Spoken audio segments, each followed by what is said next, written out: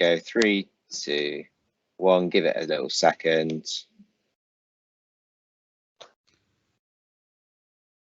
Good morning, everybody. Welcome to session 3. My name's Chris Hall. I'm one of the heads of school at Cornerstone Academy Trust. I've got the pleasure this morning of introducing Abid Patel, who's going to lead this session on implementing Google Classroom in a primary school. A little second. Good morning, everybody. Welcome to session 3. My name's back, James.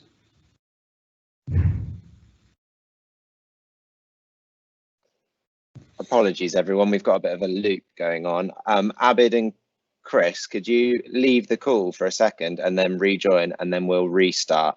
Okay. If that's okay. Thanks, guys. Sorry about that. So, Chloe, I'm going to press send live, and then you just count to 5, and then you should go. I'm going to mute myself.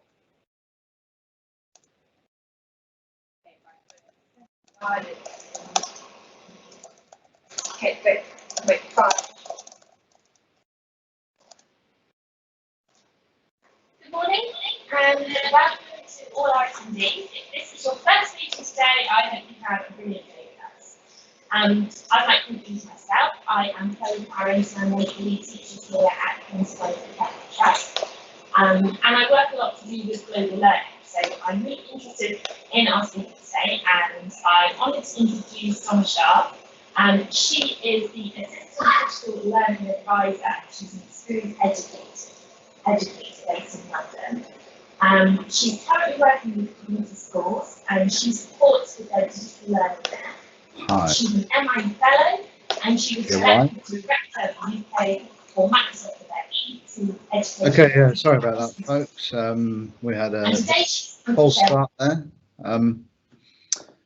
So yeah, just to recap then, I'm Chris. I am one of the heads of schools at Cornerstone Academy Trust. Welcome to session 3. I'm here to introduce Abid Patel, who's going to lead the session on implementing Google Classroom in a primary school. So just a little bit about the session for you. This is a presentation on the digital transformation journey undertaken at Leading Learning Trust with the G Suite for Education platform. The presentation will talk about how the trust recovered from a flood disaster and use that disaster use the disaster recovery as a means to go from a traditional on-premise solutions to the cloud. Abid's going to also talk about some recommended important steps and actions to consider when beginning your own digital transformation journey. Just a little bit of logistic. If you'd like to ask a question during the session, if you hover over your screen, the menu bar pops up. See the 2 interwoven speech bubbles. Click on that, you get the Q&A. And if you post a question in there, we'll host a Q&A at the end, and Abid will be able to answer your questions. So it's my pleasure to hand over to Abid. Thank you very much. It's a pleasure to be here. Yeah, we've got it's been a very interesting journey. Our digital transformation with Google for Education, and I'm really delighted to be able to share it with you today. I've seen the agenda, and there's some really great people talking about some really great things, and thank you to Cornerstone Education for putting this on. I know it's going to benefit loads and loads of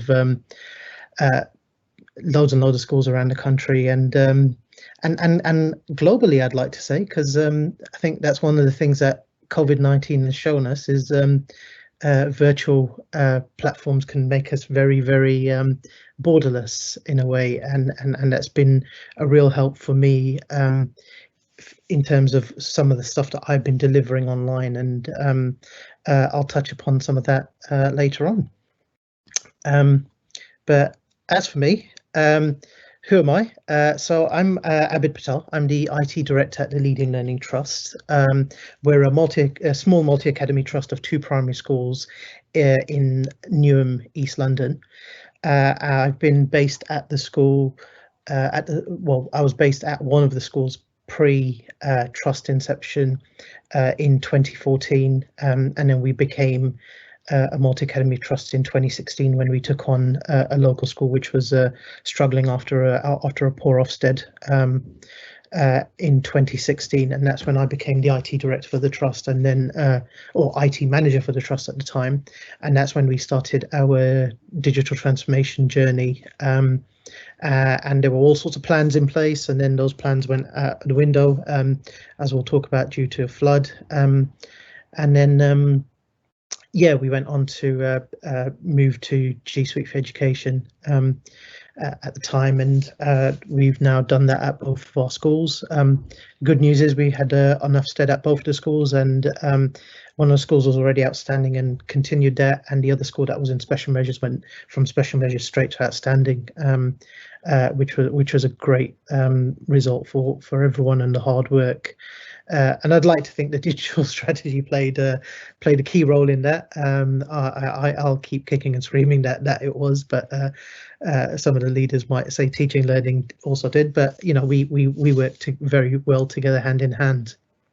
I'm also a Google certified educator level 1, 2. I'm a Google certified trainer and also a Google certified innovator.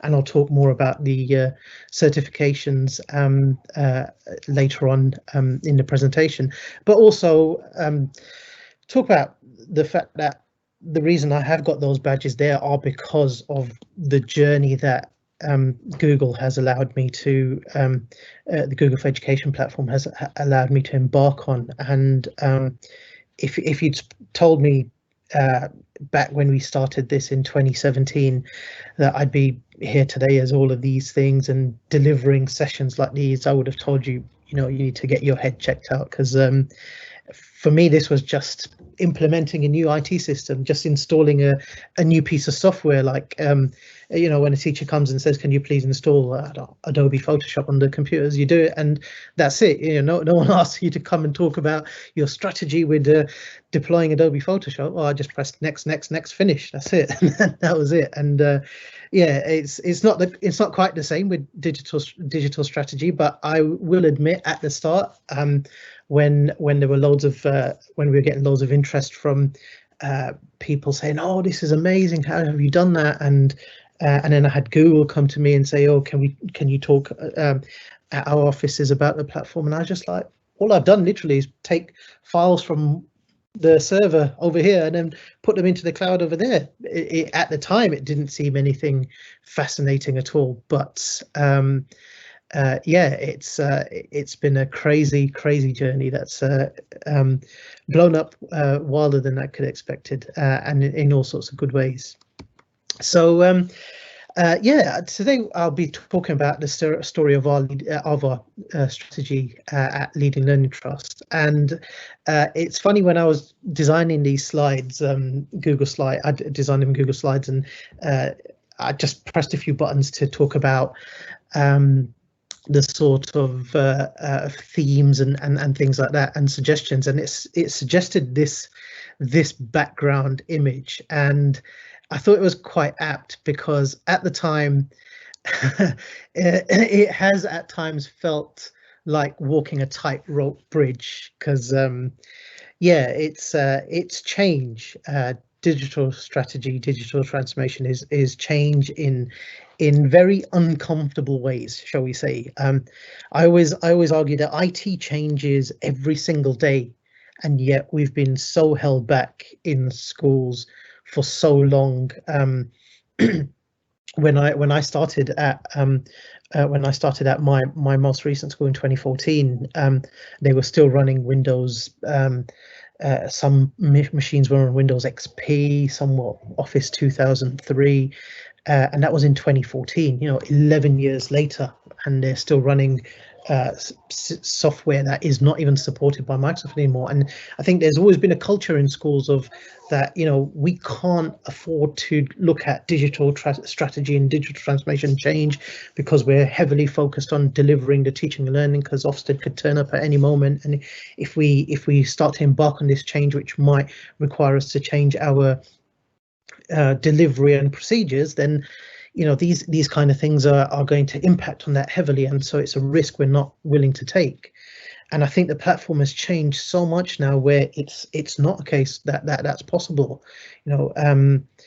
My daughter's school, which is just 5 minutes down the road from my school and 30 seconds away from where I live, they had a ransomware attack back in, it was 2015, I think it was. They had a ransomware attack and they lost 6 months of their data because no one was, they didn't have a strategy in place. They didn't understand the fact about backups. And I was shouting and screaming about, we need to stop using USB flash drives and we need to be really careful, make sure antivirus is up to date, otherwise we could lose everything. And I'd send an email out every few months and it's like, oh, here we go again, what's Abid going on about now? And then the WannaCry attack on the NHS happened, and especially more so now, the NHS attack. The NHS is something very, very close to us, if it hasn't already been all our lives. But it became front and center news, and suddenly it was a case of, oh yeah, that ransomware word, that's something Abid was talking about, wasn't it? And people started to realize the importance. And I think some of the things that have been happening and some of the negative things that have been happening in the world have kind of opened up the light to schools in the sense of how and what and why digital transformation, digital strategy needs to happen, and why it's so important in schools. So some of the reason why, as I touched on, we had very old, out-of-date servers at our schools, running old systems. When I joined the school, I was the first IT manager to be employed directly by the school, and so I walked into the school and I turned around and I introduced myself and I said to one of the teachers, hi, my name's Abid Patel, I'm the new IT manager at the school, and I'm here 5 days a week, not like the previous contracts you've been paying for 1 or 2 days. I'm here to check out any problems you've got and try my best to fix it. Have you got any problems? And the teacher would turn around and say to me, nope, everything's fine. And I'm looking at a computer that's not working. I'm like, what about that computer over there? And they turn around and say, oh yeah, but that's never worked, don't worry about it. And I think that's how bad the confidence was in the IT. We didn't have any computers in school. We had lots of laptops in trolleys that would get started up, they wouldn't work, they would shut down, and so you'd boot them up and then they've had like 364 pending updates, and it would take 25 minutes for it to even log in, and then out of a 40-minute session, that's no one would teach computing as it was. And I remember for a while I was in charge of the computing curriculum, and it was a case of why are you not doing computer? Oh, today's art week, and the only time we could do it was during the computer lesson. Today's children need week, and that's the only time we could do it during the computer lesson. And so that's why, one of the reasons why digital strategy and transformation was so important, because we had such bad systems that we needed to definitely modernize those. Spiraling costs. When I talked about when we became the Multi-Academy Trust, I talked about modernizing the systems and putting something new in place. We were quoted up to £120,000 for putting a new network in across our two school mat. The cheapest quotation we had was £60,000, and that company went bust a few months later. So you can see that these things are not cheap in any way whatsoever. Forever running out of space on the shared drives. I've put that little image there. You can see why we've all been familiar with that in the past at some point, and I know with the Google for Education platform and Office 365 you get near enough unlimited space now, and it's not a worry anymore. But back then it was, we were constantly running out of space, and it was a case of, look, when are you going to delete all of your files? Delete your files. And there were files from people. I started in 2014, and there were files going back to 2003, and I asked, who is this person?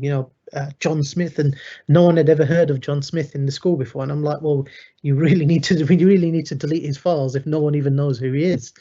And so yeah, it was definitely a challenge, but the digital transformation over to cloud platforms solved that. Our server room got flooded and the server drowned. Yes, absolutely. I'll give you a little snippet of that on the next slide, and go into that in a bit more detail. The need for ourselves to change, really, and so we've been saying, and I keep saying this, realizing our responsibility for preparing our children for lives in the 21st century. Well, newsflash, folks, we're 20 years into the 21st century. At what point are we going to prepare the children for life in the 21st century when 20 years in we're still kind of only getting ourselves to grip with it and sort of not sort of embracing it and the need for the change ourselves? And so that's why one of the reasons why we want to do it. Staff workload is a huge thing with the DFE at the moment and with Ofsted, and some of our online processes and procedures have definitely helped with that. Moving to a Google Classroom based environment with online marking and things, and I know a lot of educators at the moment will argue that it's not been a reduction in workload, and that's because it's been a kind of baptism by fire. And as you move on, it does get better and easier, and you start to begin to see the why. But a lot of schools, I can fully appreciate, have been thrown in the deep end due to COVID-19. And GDPR, things like moving our processes and systems into the cloud, as opposed to having paper-based systems with things that could get lost, data being carried around on USB flash drives, people losing their USB flash drives, when it's a huge concern that very many educators still, to an extent, don't really understand. And some of the rulings themselves aren't clear, but it is getting there. There is a seriously worrying up spike in schools being getting into trouble with GDPR regulations. So it is definitely something that we need to consider, and a move to digital based platforms definitely helps with that, as opposed to hinders it. So the fun and games, yes, quite literally, as you can see there. We had a very random torrential downpour in May 2017, and it was crazy. It was a Friday afternoon, and the rain started at 2:15. Please don't ask how I remember it, because I do, but it started at 2:15, and I was in the other school, and I walked into the staff room where we had an issue with the windows, where the ceiling was broken, and so the window seal, not the actual ceiling, sorry, window seals were broken, and we used to get lots of water seep in, especially when there was heavy rain. And I didn't think anything of the other school, and it was Friday afternoon. Went home after that. Didn't think anything of it over the weekend, and on Monday morning at 7 o'clock I get a phone call from the head teacher to say, yeah, no one can log in. And it just, without even thinking, just hit me and thought, that place has been flooded and something's gone wrong. And we'd never had any floods like this before, but yes, as soon as I opened the door, a gush of water came out, and our floor standing server kind of died pretty instantaneously. And we looked at quotations for disaster recovery, and someone got back to me a week after the disaster had happened, so not very urgent on the quotation side of things, and they quoted us £25,000 to recover from the disaster. And that's at that point when I turned around and said, no, we can do this internally ourselves, and we can do it better. And so that's how we kind of got started, really. And so it was a baptism by fire, but and I did have some grand plans of doing all of this digital transformation work in the summer holiday, not the May half term. The flood brought all of that forward, but these are some of the conversations that I'd been having beforehand with leadership and the key stakeholders. And you know, the most important thing I've always seen is, you know, you have to have leadership buy-in. Get the boss on your side.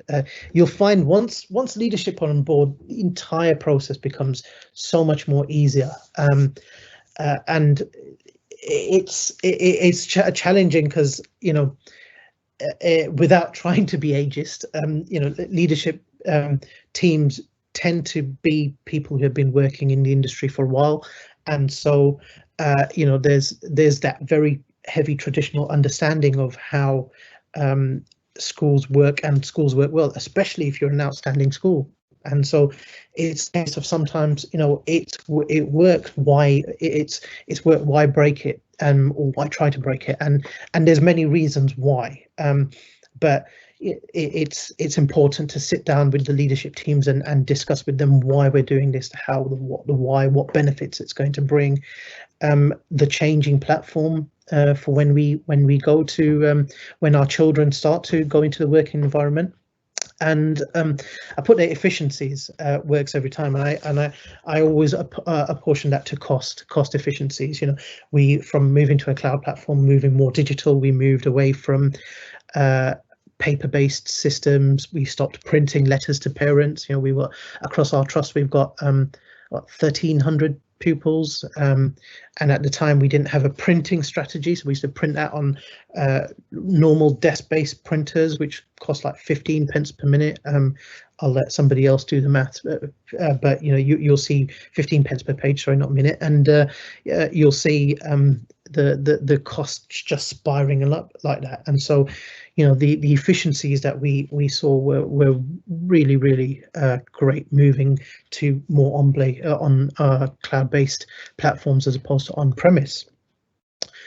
IT and technical team. You know, I'm an IT professional through and through. I've been all my career, almost 16 years of it now, and absolutely, I get this so many times from educators who are trying to go and deliver these kind of platforms in their schools, and they get pushback from the IT teams. And I've seen so many articles and things in the past where I've heard it's you know, as soon as you move to Google for Education, Office 365, it's so much easier to manage, and you've got Google support and you've got Microsoft support, and you won't have to worry about anything, and you won't need the IT guy, you won't need to pay them, because all they do is sit in that dark corner all day long on Facebook, and nothing ever blooming works anyway. And so what do? And so we'll have to get rid of them. And so this is sometimes why IT support teams have pushback, because the more you can implement a traditional complex system in your schools, the more reliant the school will be on you. And so therefore it's a case of I'm going to do something to protect my own interests, and then it becomes a case of, you know, teachers versus IT teams, and that never works. And you know, you need that cohesion, and I think it's a case of, you know, sitting down with the team and helping them to understand the why, and they're not going to lose their jobs, you know. And I've all my career I've been a one-man band. I supported a large secondary school for the first few years of my career, for the first 10 years of my career, should I say, as a one-man band, and then joined the single school that was part of our that was before we became the trust, again as a one-man band. And it was only when we became the trust and implemented these on-site platforms, or on cloud-based platforms, suddenly I grew our team, and I now have a team of 2 technicians working with me. I was promoted to IT director. I work much more strategically now, which is why I can sit here and deliver these sort of sessions. I'm not constantly firefighting anymore, and that firefighting has come down a lot. And definitely sit down with the IT teams and talk to them about the opportunities that could come out of it. You know, for a long time now, as IT professionals, we've always been we've always been of the mindset that, you know what, education is our stepping stone onto the promised land of finance, and that's where we're going to earn the big bucks. And so let's just do what we need to do in education, and then quickly move along our career chain. And I push back now and I say that no, you know what, I've seen a relative amount of success and great work from IT professionals in education. We need to make this our promised land, and that means working with the key stakeholders in schools, is because it's a case of the bread and butter of schools is always going to be teaching and learning. And so if you're not focused on the teaching and learning, you're in the wrong place. And something that someone asked Abdul Chauhan, who I know is also presenting today, how do you get your IT teams to embrace the vision of your school? The answer is not how you get the IT team to embrace the vision, it's how you get everyone to embrace the vision. The vision is the center part of your school, and if you're not embracing the vision, then you're not in the right place. And I think that's what, when working together, that's where all of that success comes. Get some digital champions together, absolutely. You need to absolutely get some digital champions together to help you push that strategy and cause. Get the teachers who are really encouraged by it and really forward thinking and want to get on with the platforms and push the modernization of the pedagogy into digital platforms. Get them on your side, but also get those who are the detractors. Get the ones who hate the technology. Get the ones who are fearful of the technology. Get the ones who'd say to you that, oh, I'm so scared of touching anything in case I break it. One thing I always said in my career, there is no self-destruct button on the keyboard, no matter how much you try. I have tried to break computers several times in my life, and short of chucking them onto the floor and smashing screens, you can still probably fix those kind of things as well. But we're not going to do that in a professional environment, and that's how I learned. I always say I've never had a paid CPD training session in my life, and so it's a case of fake it till you make it, trial and error. You won't ever learn until you try, and that's what we tell the kids, isn't it? It's a case of just try.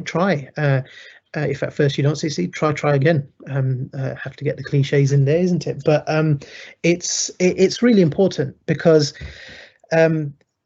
you'll learn so much from people who feel so uncomfortable with the platforms. I remember that, as soon as we decided to move to Google, I thought, oh, it's great, it's so easy. You just to start a new document, you just simply open a new tab, you go to docs.new, and then there you go, you start typing straight away, and voila, how hard is that? And then you realize that, oh, I didn't know about that. Why didn't you tell us about it? And when we're confident with IT, we sort of start to take things for granted, and as you work more and more with those who aren't confident with the IT, you learn how to take people along with you on the journey. We have so many fun arguments about what's this app launcher in the top right hand corner called. Oh, by the way, that's called the app launcher, but it's also called the 9 dots, or it's called the waffle, or it's called I forget what, chocolate bar, and all sorts of things. And I'd always go to training and say, oh, by the way, to launch Gmail, just click on the waffle in the corner, and everyone start laughing there. Have you lost it, Abid? What's the waffle? That thing. Oh, you mean that square thing?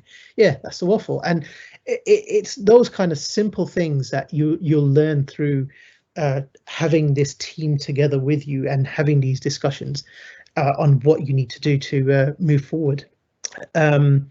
I'll move on to further help in a sense, but in a bit, because I've got some more updated information on that. A few quotes here and there. We've always done it this way. Go going back to, you know, if it's not broken, why try to fix it? And you know, flip that statement. Change is hard, but not changing is fatal. And learning and innovation go hand in hand. The arrogance of success is to think that what you did yesterday will be sufficient for tomorrow, and that's what we've been doing for far too long. You know, we've been just continuing the same thing. I always say, the analogy I give is, what we've done is we've got these nice fancy interactive boards in our school, but we've not changed the pedagogy. If we went back to the 1930s or 40s and took out a teacher from the school who was using blackboard and chalk and brought them into the modern day, after the initial shock factor of the modern day, they'd probably look at a lesson, observe a lesson, and think that this is exactly how I teach it, because it's the teacher standing in the front of the room, you know, using the finger as the substitute for the chalk, and the fancy colourful screen as opposed to the blackboard. And so that's where the innovation aspect comes into it, is that we have to embrace the technology, but not just, okay, we're embracing the new technology by buying it, but no, putting it to effective use. So what do we do? You know, what are your action steps? Get your G Suite domain set up. It's really simple to get set up now. I'll talk more about the DFE funding that comes into place. And there are loads of partners out there that are doing it, that can assist. And it's absolutely free. You know, there's no reason not to do it. Just get started, try. There are so many quick wins that you can do. Google Forms is a huge quick win. You know, if you want to collect data straight away, just simply create a Google form, send it out, and then, you know, you've got instant feedback coming to you, which is a great thing. So absolutely get started with your digital transformation, whether it's G Suite or Office 365 or whatever platform you choose. And I'll talk about the DFE funding options in a bit. Streamline existing systems. You know, look at existing systems. How can G Suite or any other cloud platform help to streamline this? Email attachments, USBs, printing, collaboration. You know, we don't have to send email attachments anymore. So, oh, can you please fill out this document? And then you send it to 10 people and you get 10 different 10 separate documents back that you have to then collate together. You can now work collaboratively on Google Docs or Microsoft Word Online. Those kind of things are so much more better and so much more streamlined. USB flash drives, that removes the virus threat straight away, because, you know, you don't need USBs anymore. You've got all of your data accessible to you everywhere, anywhere, wherever you've got an internet connection with unlimited space. If I had £1 for every time someone came to me and said, oh, Abid, can you please help me to recover my USB flash drive? It's got all of my life on there, and you know, there's no way back from that. Printing, I said before how much we've how much we were printing before, and how much money we've saved on that. You know, there's so many things that can be streamlined. Just look at the way you do things in schools and address the ways on how the cloud platforms can help to streamline this. And, you know, you, from the admin and non-teaching perspective as well, you'll find there's so much stuff they do. How many times do you go into a front office and they're flooding in a mountain of paper? You know, we can get away from that, and we can become so much more organized with these platforms. Training, oh, this is my favorite one. You know, train your staff, train your staff, train your staff. Did I say train your staff? Absolutely. What I talked about going on your journey, you know, what I showed about the waffle or the 9 dots or the chocolate bar or the burger menu or the pancakes. Absolutely. You know, some of these quick wins you'll get is when you sit down with those people who are really afraid of the change and scared of it, and you'll be able to sit down with them and you just have you know, a few minutes of one-to-one time with them, and you'll see that light bulb just go off on top of the head, and it's like, okay, this is amazing. You know, I remember when we moved on to remote learning, at the first we were doing very static, just delivery via Google Classroom, and then we started to do modeling of lessons and things like that. And I deployed an application called Loom, which is an extension for Google Chrome, and it allows you to, it helps you to record your screen. And Loom announced after COVID-19 that they are now free forever for all educators. So if you just go to loom.com/education, I think it is, yep, loom.com/education, and you sign up, you can get a free screen recording platform. And, you know, that helped with the modeling from distance learning so much better. And then, you know, I just thought, hey, everyone knows about Screencastify and Loom, isn't it? No, don't assume. Just deliver that training and talk about even what you think might be the basics. If we've all been working with email for years, and you know, we take email for granted. We think, you know, we know, but there's so much that you can do with email. Application landscape, look at your curriculum content, look at your resources, look at existing schemes of work and how these can be moved to the web, you know, and take a web first approach, you know, rather than looking at traditional on-premise based platforms and software. There are loads of options out there. There are websites called Alternative 2, there's the LGFL content platform. There's loads of things that you might want to look at so that you can help to move that curriculum into the cloud as well. Which is really, really important to do. Some useful resources. So I mentioned the DFE funding. So the DFE announced that any schools that are not currently using any sort of cloud-based platforms, if you go to that website over there, bit.ly/DFE Cloud Fund, it is case sensitive. You'll be able to sign up for some free funding to go to a platform of your choice, whether that's G Suite for Education or Office 365, and you'll be able to work with a partner who will be able to set that up for you in your schools and then deliver some onboarding training. So it's something really useful to look at. Some Google resources there. You've got the Distance Learning Hub. They've created this website, teachfromhome.google. And you can see a whole load of there's a whole myriad of really useful resources there that will be really handy for schools. You've also got the GFE UK webinars. Excuse my Google for going off.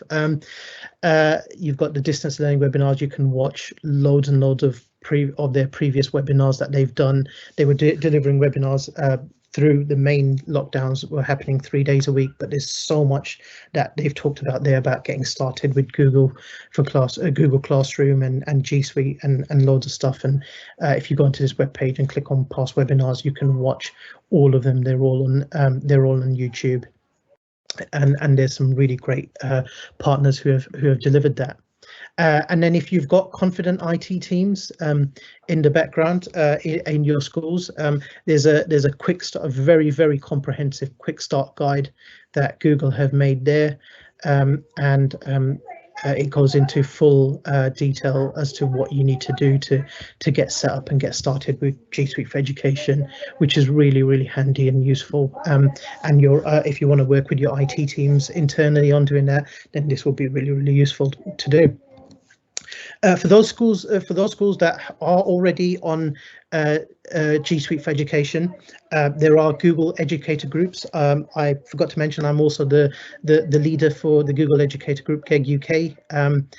There's our website and Twitter link there. You can absolutely visit those websites and join those communities, and there's lots of free training that you can get from those schools, from those communities.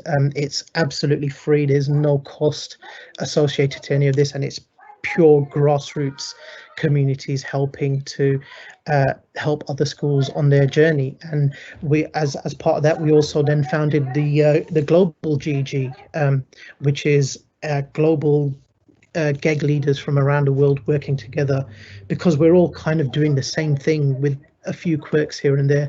But if you go onto those websites, you'll see there's hundreds and hundreds of resources that will help you.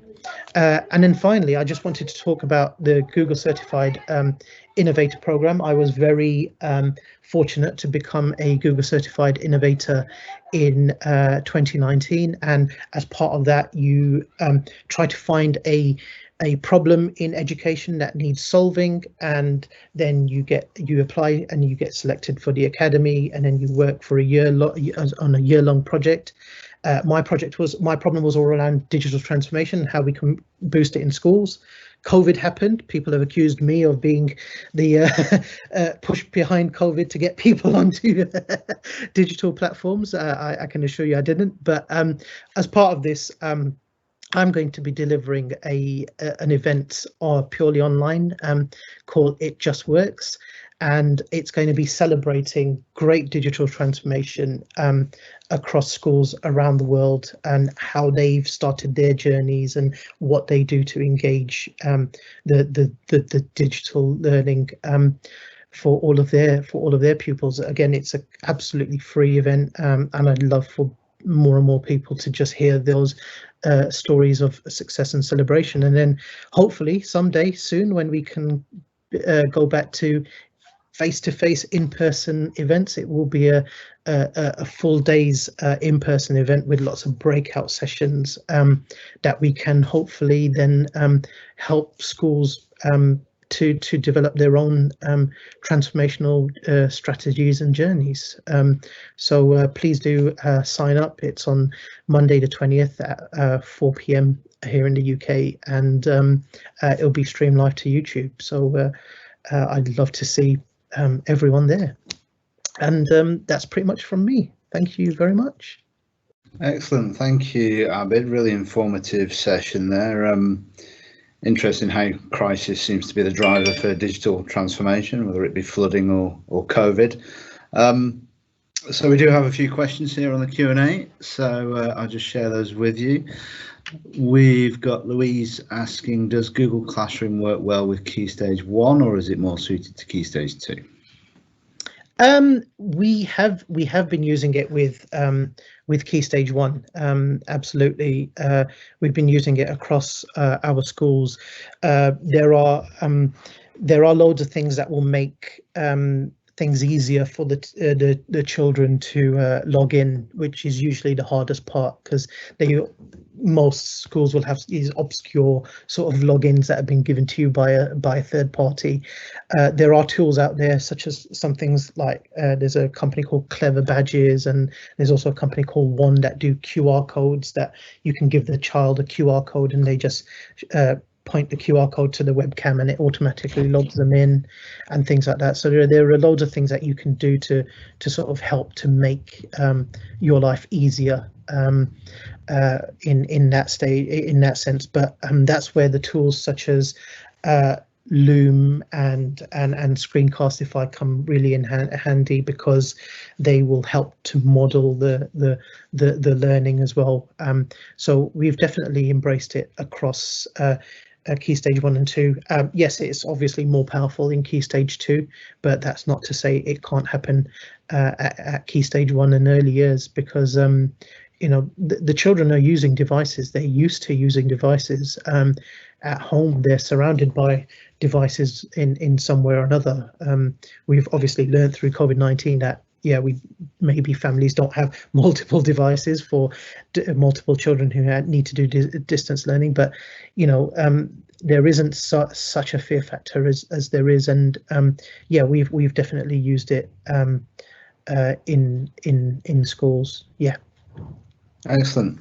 Thank you. And there's a query here from Nigel about being sent a copy of the presentation. The session this morning, as all sessions are, has been recorded, and as a attendee you should receive two things: a Microsoft Stream, and I think you'll also receive a copy of the presentation. So no worries there, Nigel.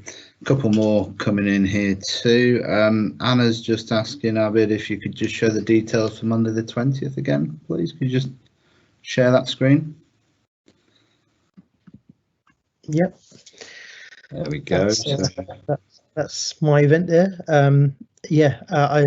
It's funny how COVID has actually helped, because my biggest fear when I was trying to organize this event was, how am I going to pay for the food to feed everyone who comes to the event? So thank you, COVID-19, once again, for letting me do it online.